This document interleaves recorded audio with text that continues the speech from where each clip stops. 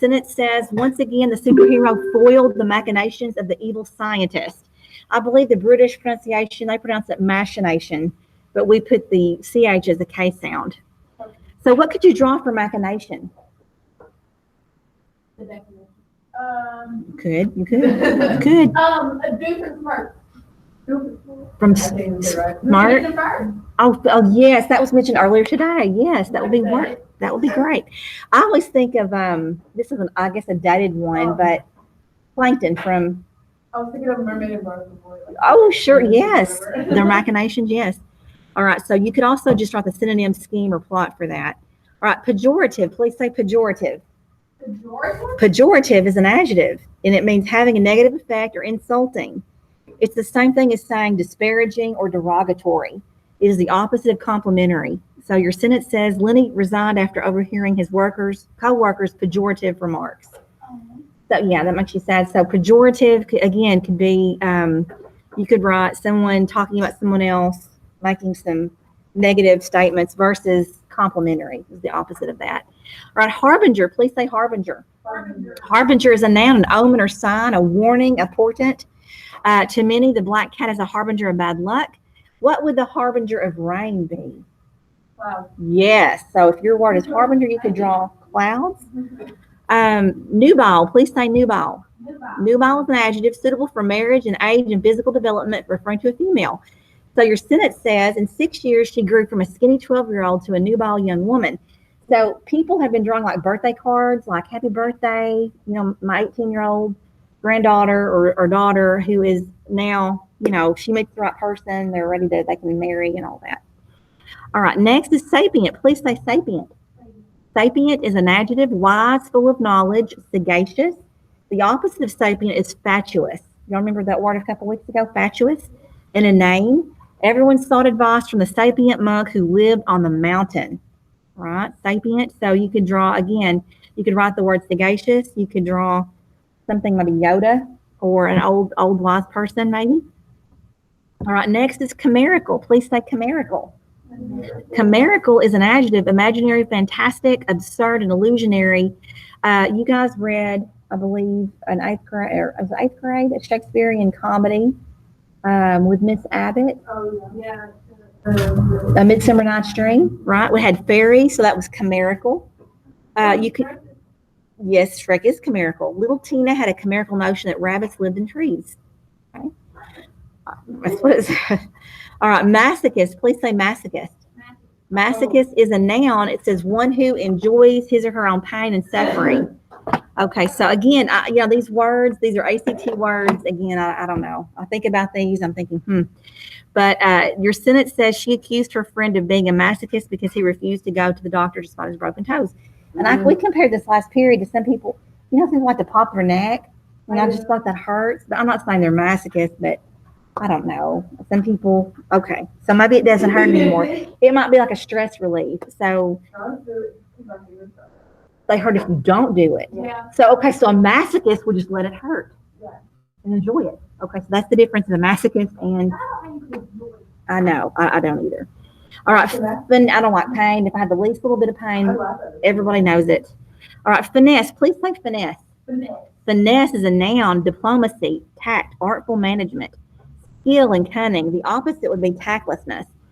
So a really hard thing to draw, Cunning is skillful. It's like smart, right? Very, very smart.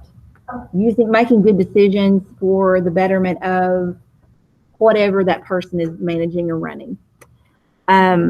So what could you draw for that? I feel that's really hard.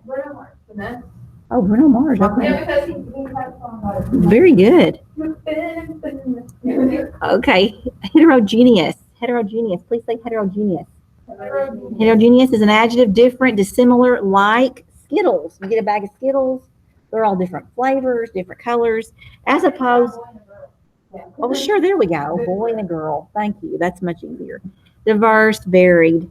Versus homogeneous, similar, like you'd get like a box of what would you get? That's, I guess, lemon drops are all the same. Just the M&Ms are different. Eclectic. Please say eclectic. Eclectic is an adjective, choosing from various sources. Selective, as opposed to narrow. So eclectic furnishings were from many different nations and historical periods. Libraries are eclectic, right? Because they offer a lot of different sources of information from different time periods, different countries. What about the internet? The internet, excellent. Robert said that last period. That's excellent example. Very excellent for eclectic. All right. So if your word is eclectic, what could you draw? The Explorer sign of Google. You could draw the Explorer sign, Google. You could draw a little library sign. Very good. Grandiose. Please say grandiose. Grandiose is an adjective, impressive, showy, magnificent, stately, and imposing. The opposite is humble. So it says the young couple could not afford the grandiose home, so they found a smaller house. So Eavesdropper. Are they like imposed on people's conversation? oh, I think more that I see what you're saying. That's more. This is more like imposing, like you notice it. It's like it's imposing on your attention. You see it, and you can't not see it because it's so magnificent. It's so showy. It could be a piece of jewelry. It could be a house. It could be a boat. It could be. Does that make sense at all? Grandiose. Could someone's behavior be grandiose or someone's personality? Yeah. Sure. If they walk in a room and everybody looks at them, that would have a grandiose personality, right? All right, raiment. Please say raiment. Raiment is a noun, clothing, garments. I believe it's in the Bible. So you could just draw any kind of a sock or a shirt. That would be considered a raiment. Your sentence says the royal raiment of the princess is copied by the fashion industry for the department store market. And blanch, please say blanch. Blanch is a verb to whiten, to make pale. So what are some things that might make one turn pale or whiten? Sure. Illness. Fear, illness and fear. Top two things. Very good. Hybrid, please say hybrid. Hybrid is a noun, anything of mixed origin. I like the example of hybrid roses, had the best traits of two different species. That's a good example. Final word is idiosyncrasy. Please say idiosyncrasy. Idiosyncrasy is a noun, a peculiar personality trait, eccentricity, a quirk.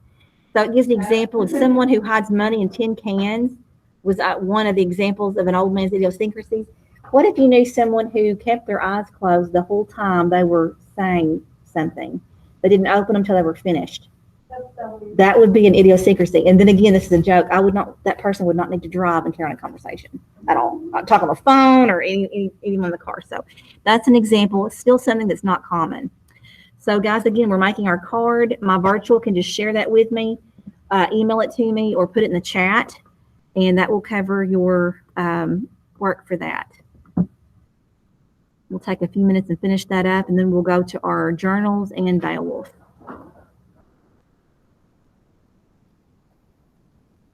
I've got to stop sharing for just a quick second because I've got to get on. We'll put Hagrid. That's Harbinger. Yes, Harbinger is so good. Harbinger. Let me quickly go and open up the Beowulf text.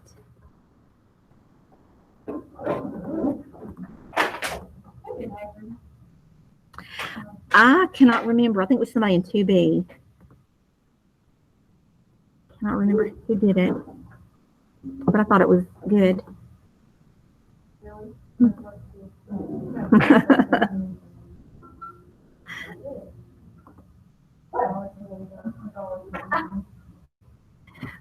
Oh, we're so funny. I'm gonna go ahead and continue sharing now my screen again.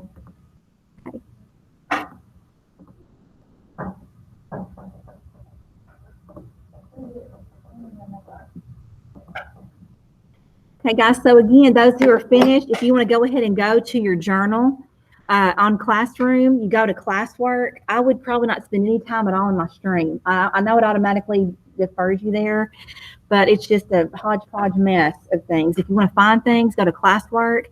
I list things in topics, everything from the syllabus, which means what are we doing next, if you want to see what we're doing next, to a recording of the class if you miss a class, and I'm sorry if you do because you have to struggle and watch these terrible videos that are not edited. But they are there and they're listed by date.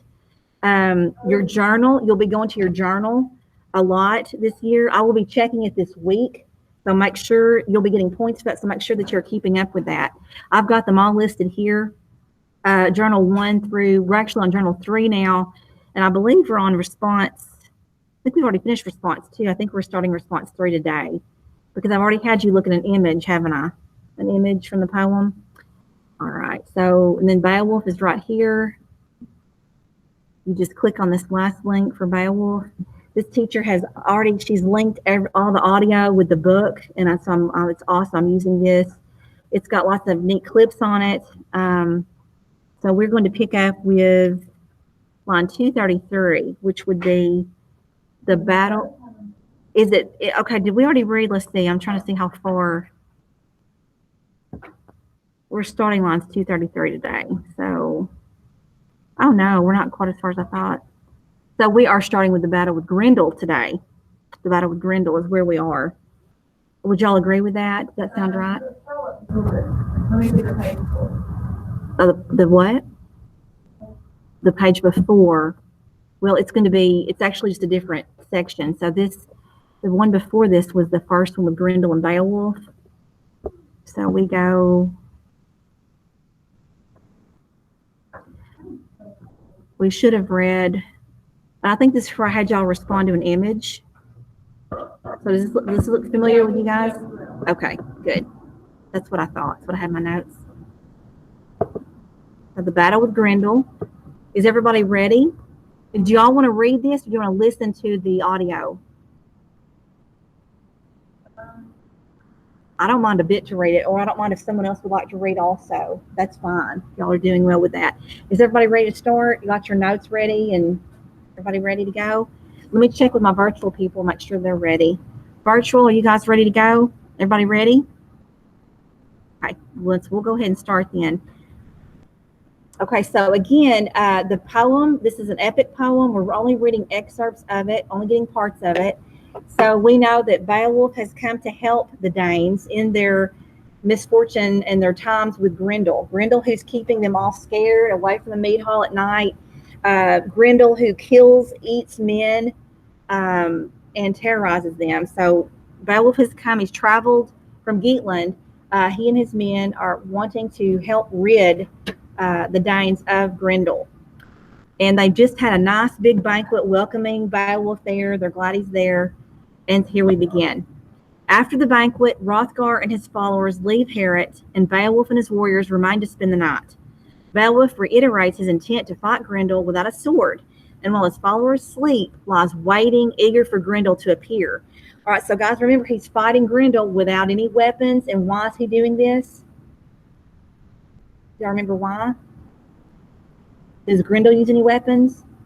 No, and he says, I can't do that because my kinfolk wouldn't, I don't need to do that. I would be shaming them if I did. Now, notice how he's the only one awake. His fellow Geats are sleeping. All right, line 233. Out from the marsh, from the foot of misty hills and bogs, bearing God's hatred, Grendel came, hoping to kill anyone he could trap on this trip to High Hera. He moved quickly through the cloudy night, up from his swampland, sliding silently toward that gold-shining hall. He had visited Hrothgar's home before, knew the way, but never before nor after that night found Heorot defended so firmly, his reception so harsh. He journeyed forever joyless, straight to the door, then snapped it open, tore its iron fasteners with a touch, and rushed angrily over the threshold. He strode quickly across the inlaid floor, snarling and fierce, his eyes gleamed in the darkness, burned with a gruesome light. Then he stopped, seeing the hall crowded with sleeping warriors, stuffed with rows of young soldiers resting together, and his heart laughed. He relished the sight, intended to tear the life from those bodies by morning. The monster's mind was hot with the thought of food and the feasting his belly would soon know. But fate that night intended Grendel to gnaw the broken bones of his last human supper. Human eyes were watching his evil steps, waiting to see his swift, hard claws. Grendel snatched at the first Geat he came to, ripped him apart, cut his body to bits with powerful jaws, drank the blood from his veins, and bolted him down, hands and feet. Death and Grendel's great teeth came together, snapping life shut. Then he stepped to another still body, clutched at Beowulf with his claws, grasped at a strong-hearted, wakeful sleeper, and was instantly seized himself, claws bent back as Beowulf leaned up on one arm.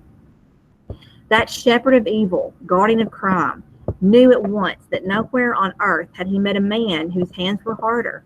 His mind was flooded with fear, but nothing could take his talons and himself from that tight, hard grip. Grendel's one thought was to run from Beowulf, flee back to his marsh, and hide there. This was a different Herod than the hall he had emptied. But Higlac's follower, I just lost my place, remembered his final boast, and standing erect, stopped the monster's flight, fastened those claws in his fists till they cracked, clutched Grendel closer. The infamous killer fought for his freedom, wanting no flesh but retreat, desiring nothing but escape. His claws had been caught, he was trapped. That trip to Herod was a miserable journey for the writhing monster. Okay, so this night, Grendel attacks Herod, thinking, I get to do it again. And he gets into, does he successfully get one geat? He's sleeping and he gets them, doesn't he? But the second one, he reaches out and feels Beowulf's strong grasp on his arm. Never felt anything like this before. Never felt pain before. Never felt fear before. Never wanted to run away before. All this was new to Grendel. And it's that instant. All right. Line 290. The high hall rang, its roof boards swayed, and Danes shook with terror. Down the aisles of battle swept, angry and wild. Herod trembled, wonderfully built to withstand the blows, the struggling great bodies beating at its beautiful walls. Shaped and fastened with iron, inside and out, artfully worked, the building stood firm. Its benches rattled, fell to the floor, gold-covered boards grating as Grendel and Beowulf battled across them. Hrothgar's wise men had fashioned Herod to stand forever. Only fire they had planned could shatter what such skill had put together.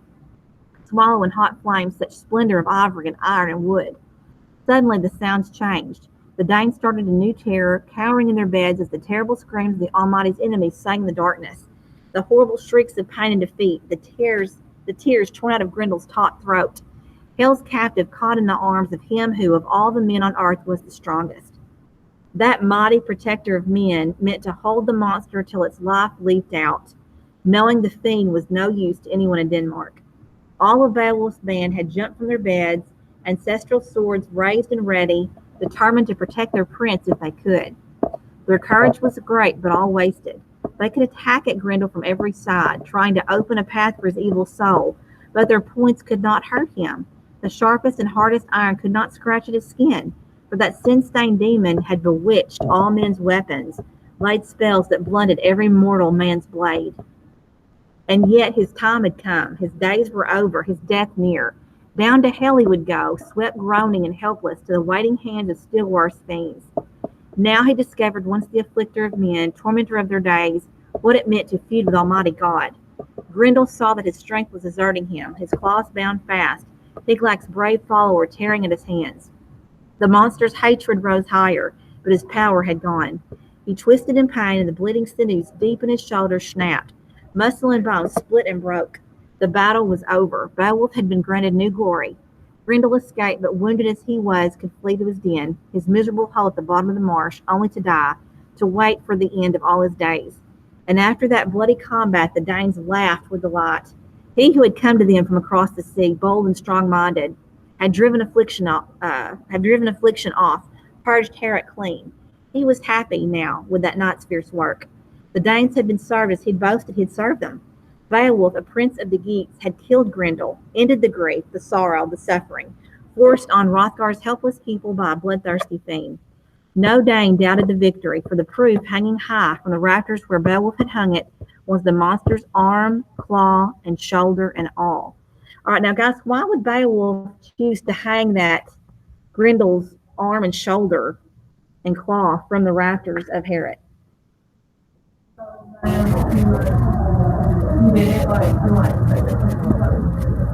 For what now? Sure, absolutely. Boasting. It's look what I did.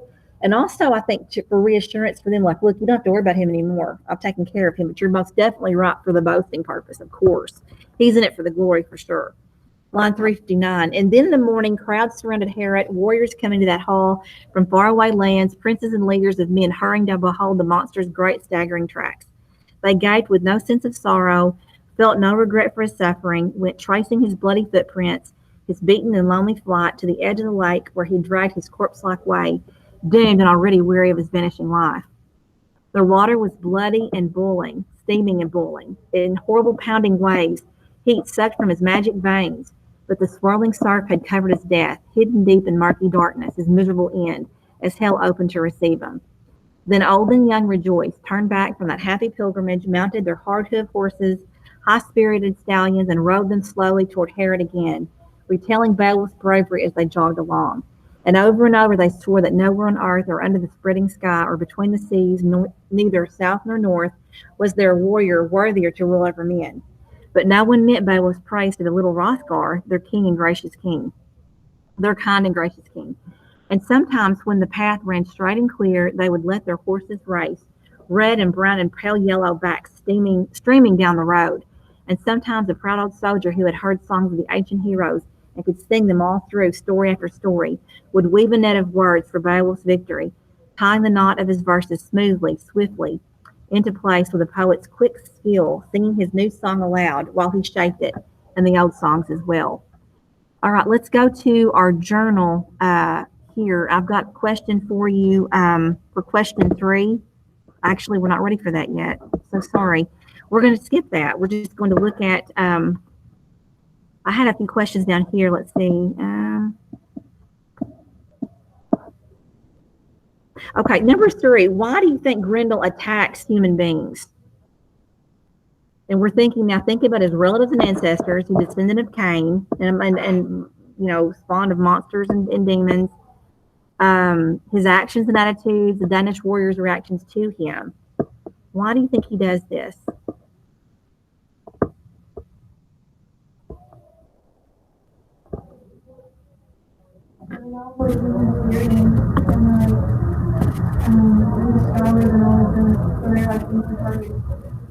Absolutely easy, and they're annoying him with the singing of. Obviously, he doesn't agree. He's obviously not Christian because he's opposite that, right? He's thrown out. His kind of irritated, but he cannot be satiated. Like someone reasonable, you might be able to reason with him. He can't be reasoned with. He just wants to. He'll never have enough.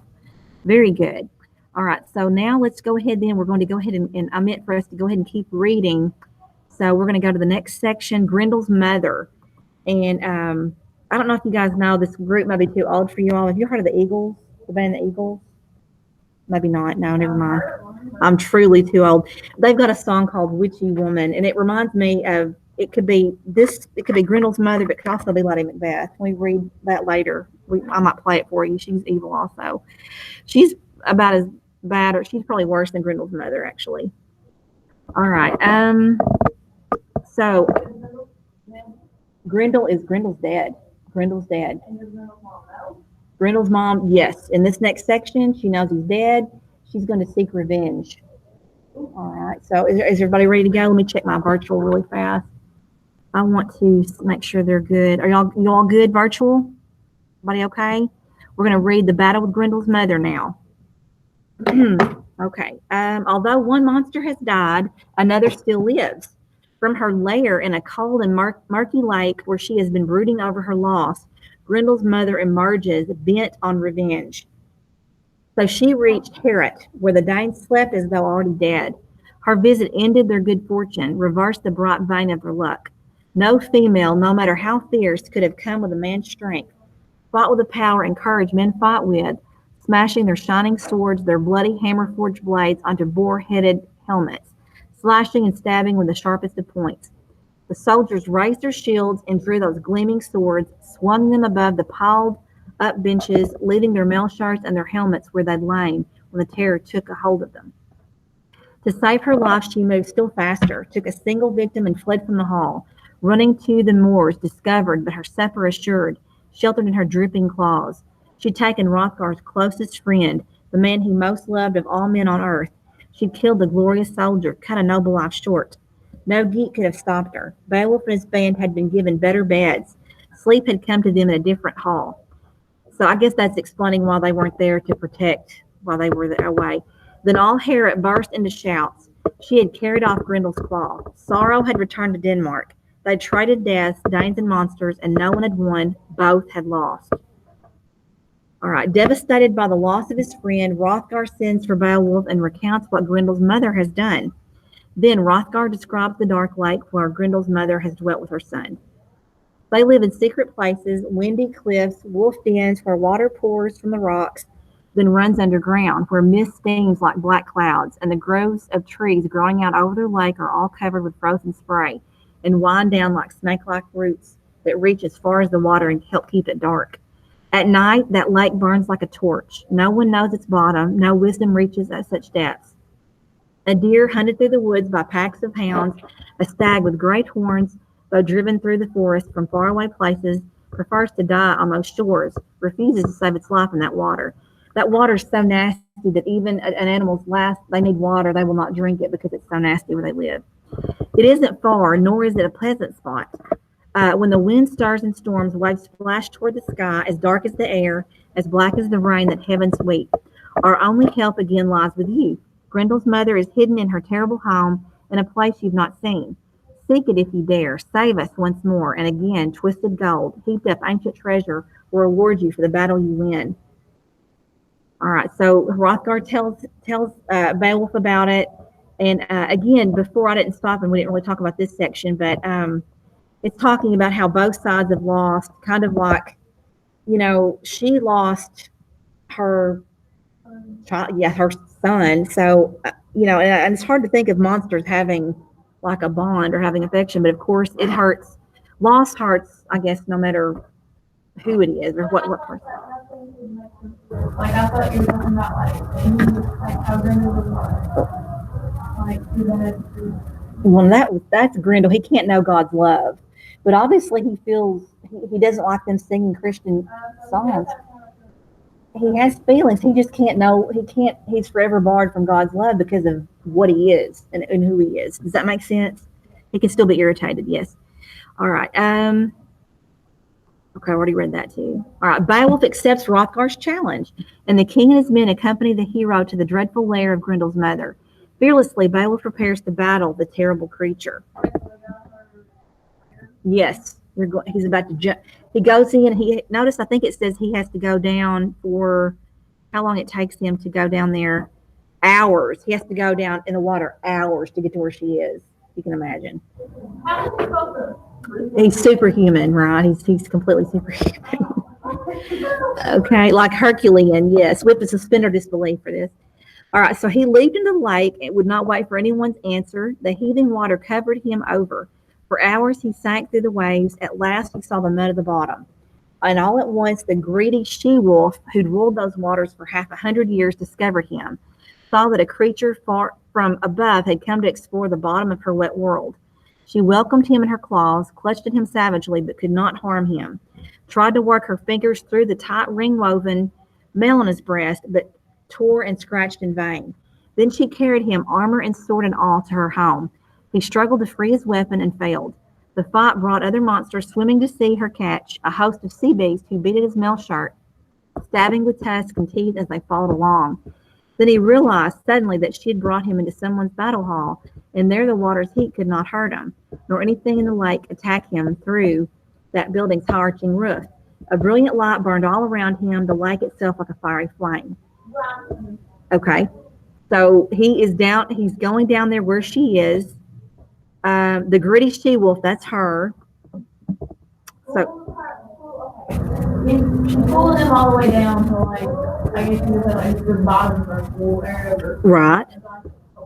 Right. And then a bunch of, like, other monsters down there clawing and, like, biting him. Sure. Yes, that's right. Yes. So he's not only got her, he's got these things. No, because, and I found this little piece of my chainmail I was telling you all about on the last week. This was bought at the fair. I had a student who was out there about 6 years ago when we still had a fair, and there was a booth and a little building set up. And it's chainmail, and it has a little tag "weird" on it, on the charm "weird," which means what? Fate. So if you see this chainmail, I don't mind if you want to look at it. I just know in COVID I'm not supposed to pass things from. I don't care a bit if you want to come up and look at it, but it is very tight. If you had that all over you, it would protect you from, not saying you wouldn't be bruised underneath from the blunt force, but it would protect you from the arrow, from it cutting, from going in, or a blade from going in. So that's what's protecting him so far. His ring, his mail shirt, right? Okay, so is that making sense now? Okay. She brought him to the battle hall. All right, so there we are. Then he saw on 474 the mighty water witch and swung his sword, his ring marked blade, straight at her head. The iron sang its fierce song, sang Beowulf's strength, but her guest discovered that no sword could slice her evil skin, that runting could not hurt her, was useless now when he needed it. They wrestled, she ripped and tore and clawed at him, bit holes in his helmet, and that too failed him. For the first time in years of being worn to war, it would earn no glory. It was the last time anyone would wear it. But Beowulf longed only for fame, leaped back into battle. He tossed his sword aside, angry. The steel-edged blade lay where he dropped it. If weapons were useless, he'd use his hands, the strength in his fingers. So fame comes to the men who mean to win it and care about nothing else. He raised his arms and seized her by the shoulder. Anger doubled his strength. He threw her to the floor. She fell. Grendel's fierce mother and the Geats' proud prince was ready to leap on her. But she rose at once and repaid him with, I keep losing my spot, repaid him with her clutching claws, wildly tearing at him. He was weary, that best and strongest of soldiers. His feet stumbled, and in an instant she had him down, held helpless. Squatting with her weight on his stomach, she drew a dagger, brown with dry blood, and prepared to avenge her only son. But he was stretched on his back, and her stabbing blade was blunted by the woven mail shirt he wore on his chest. The hammered links held, the point could not touch him. He'd have traveled to the bottom of the earth, edged those sun, and died there if that shining woven metal had not helped. And holy God who sent him victory gave judgment for truth and right, ruler of the heavens, once Beowulf was back on his feet and fighting. Then he saw hanging on the wall a heavy sword hammered by giants, strong and blessed with their magic, the best of all weapons, but so massive that no ordinary man could lift its carved and decorated length. He drew it from its scabbard, broke the chain on his hilt, and then, savage now, angry and desperate, that lifted it high over his head and struck with all the strength he had left, caught her in the neck and cut it through, broke bones and all. Her body fell to the floor lifeless. The sword was wet with her blood, and Beowulf rejoiced at the sight. So he kills her with what sword? It's her own sword, ironically. Okay. Where was that sword at? It was hanging on the wall. And it had been made for her by giants, right? So it was an extraordinary sword, right? No ordinary man could lift it, but he does. He kills her. All right. Am I needing to stop more? I'm going too much, too fast. Y'all okay? All right. Line 526. The brilliant light shone suddenly as though burning in that hall, and as bright as heaven's own candle lit in the sky. He looked at her home and, following along the wall, went walking, his hands tight on the sword, his heart still angry. He was hunting another dead monster, and took his weapon with him for final revenge against Grendel's vicious attacks. His nighttime raids over and over, coming to Heorot when Hrothgar's men slept, killing them in their beds, eating some on the spot, 15 or more, and running to his loathsome moor with another such sickening meal waiting in his pouch. But Beowulf repaid him for those visits, found him lying dead in his corner, armless, exactly as that fierce fighter had sent him out from Heorot, then struck off his head with a single swift blow. The body jerked the last time and lay still. So why does Beowulf, Grendel's already dead, why does he go over and cut his head off? Man, to melt it on the wall. He's so angry. Yes, it's for revenge, isn't he? He's so angry thinking about all those lives that were taken needlessly. Very good. Line 546. The wise old warriors who surrounded Hrothgar, like him, staring into the monster's lake, saw the waves surging and blood spurting through. They spoke about Beowulf, all the graybeards, whispered together, and said that hope was gone, that the hero had lost fame and life at once, and would never return to the living, come back as triumphant as he had left. Almost all agreed that Grendel's mighty mother, the she-wolf, had killed him. The sun slid over past noon, went further down. The Danes gave up, left the lake, and went home, Hrothgar with them. The Geats stayed, sat sadly watching, imagining they saw their lord, but not believing they would ever see him again. Then the sword melted, blood-soaked, dripping down like water, disappearing like ice when the world's eternal Lord loosens invisible fetters and unwinds icicles and frosts as only he can. He who rules time and seasons, he who is truly God. The monster's hall was full of rich treasures. But all that Beowulf took was Grendel's head and the hilt of the giant's jeweled sword. The rest of that ring-marked blade had dissolved in Grendel's steaming blood, boiling even after his death. And then the battle's only survivor swam up and away from those silent corpses. The water was calm and clean, the whole huge lake peaceful once the demons who lived in it were dead. Then that noble protector of all seamen swam to land, rejoicing in the heavy burdens he was bringing with him. He and all his glorious band of Geats thanked God that their leader had come back unharmed. They left the lake together. The Geats carried Beowulf's helmet and his mail shirt. Behind them, the water slowly thickened as the monster's blood came seeping up. They walked quickly, happily across roads all of them remembered, left the lake and the cliffs alongside it. Brave men staggering under the weight of Grendel's skull, too heavy for fewer than 4 of them to handle, 2 on each side of the spear jammed through it, yet proud of their ugly load and determined that the Danes seated in Heorot should see it. Soon 14 Geats arrived at the hall, bold and warlike, and with Beowulf, their lord and leader, they walked on the mead hall green. Then the Geats' brave prince entered Heorot, covered with glory for the daring battles he had fought. He sought Hrothgar to salute him and show Grendel's head. He carried that terrible trophy by the hair, brought it straight to where the Danes sat, drinking the queen among them. It was a weird and wonderful sight, and the warriors stared. I bet they did. That gigantic hair, he has that Grendel's head, he has it by the hair, he sets it down. How many men does it take to that little shishka? I say shish kebab. It's like because it takes 4 men, 2 on each side, to carry his head in the middle, and that takes them. When Beowulf brought it up himself, that's how strong he is. And so that terrible trophy, that ugly load he carried, there it is. So guys, we've got I think 9 minutes left. So for your journal, and we're not going to try to read any more today, but your journal, it's an opinion question. Response number 3 in your journal. It says, are Grendel's actions more evil than his mother's? Why or why not? So again, think about it. I want you to think about Grendel, his nightly raids and murder on the people, or his mother, what she has done here in this section. So again, that's more opinion, and you're just backing it up with your reasoning for that. Okay, and we'll stop today. We won't try to read any more today because it might go into tech time. That y'all have earned your tech time after that. So again, we're just virtual. We're just answering journal 3.